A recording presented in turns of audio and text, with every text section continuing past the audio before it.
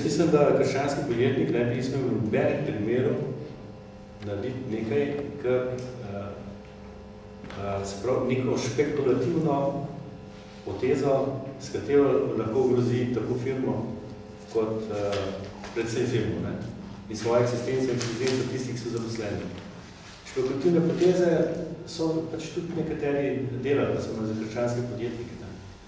Se pravi, kot te zamika, da bi zaradi nekih prihodnih pričakovanj in tako naprej, pretiranih pričakovanj, šel v nekaj, kar v normalnih razmerah ne bi šel. Se pravi, zapadeš tisti splošni psihozi, dajmo zdaj izkoristiti,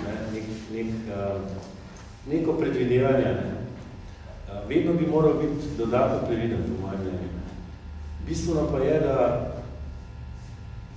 sociale se podjetja ne morajo, to je naloga države.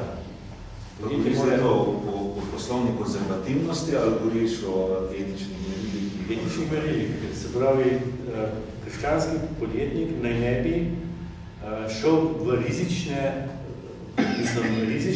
zavestno, rizično spekulativne, ne bi sprejemal rizično špekulativnih potez. Ti moraš iti v rizične projekte. Vsak projekt je rizičen tako drugače. Ker nikdar ne veš, kako se bo prihodnost razvijala, oziroma kako boš uspel na trgu.